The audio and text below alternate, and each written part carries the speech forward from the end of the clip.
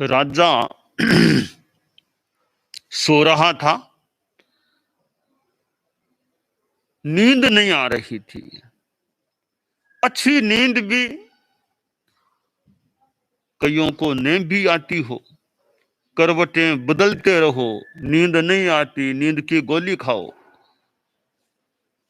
नींद अच्छी आती है आदमी को, तनाव नहीं, चिंता नहीं, कोई गोली लेने की जरूरत नहीं।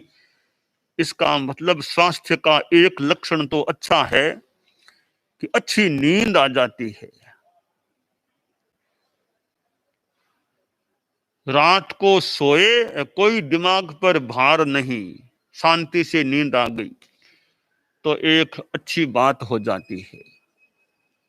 राजा को नींद नहीं आ रही थी तो सोचा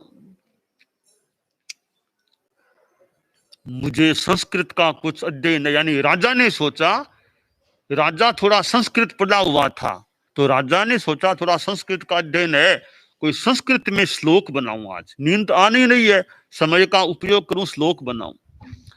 तो राजा ने एक संस्कृत में श्लोक बनाना शुरू किया।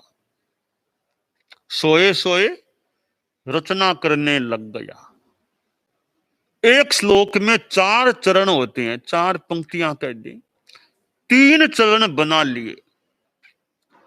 वे इस प्रकार, चेतो हरा युवत यह स्वजनोनुकूल है, सद्बांधवा प्रणय गर्भ गिरस्त भृत्याः, गर्जन्ति दन्ति निवहास्तरलास्तुरंगाः,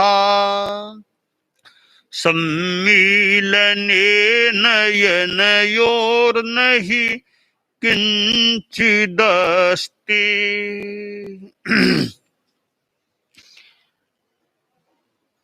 श्लोक में राजा ने उल्लिखित किया, कई बातें बताई है, उनमें कुछ बातें ये कि मेरा स्वजन लोग, परिवार के लोग कितने मेरे अनुकूल हैं, भाई बंधु अच्छे हैं, नौकर चाकर बहुत भक्ति रखने वाले हैं, कितने घोड़े मेरी घुड़शाला में हैं, कितने हाथी हैं, कितना मेरा साम्राज्य है।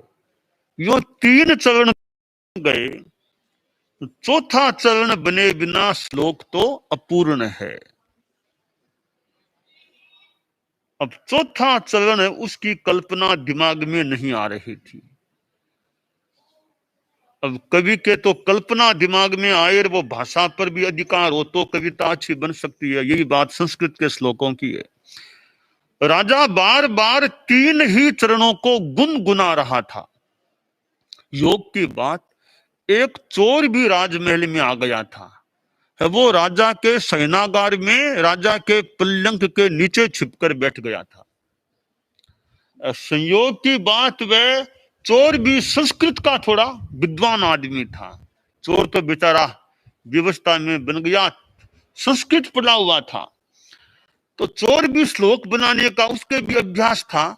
तो राजा ने 3 चरणों को दोहराया तो चौथा चरण इसके दिमाग में आ गया, और मैं चोर हूं यह तो भूल गया, वहां संस्कृत बोल का चौथा चरण बोल पड़ा।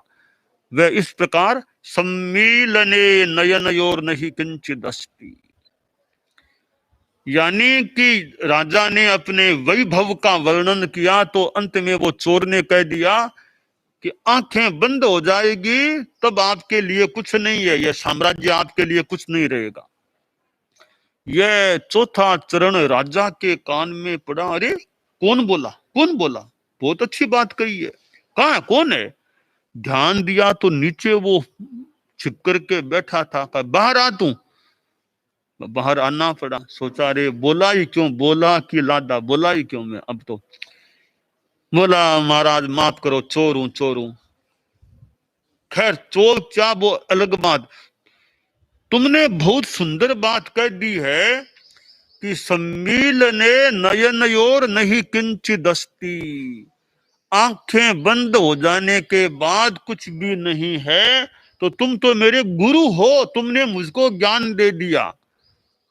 चोर हो चाहे कुछ भी, तुम मेरे लिए तो गुरु बन गए हो। तुम्हें कोई भय नहीं, मैं अभय दान देता हूं, तुम्हें कुछ नहीं कहूंगा, मैं तुम्हें गुरु के रूप में मानता हूं।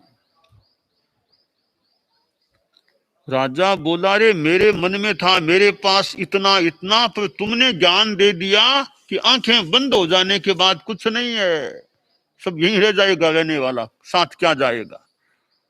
यानी मैं अकेला हूं, मेरे साथ कोई नहीं जाने वाला है।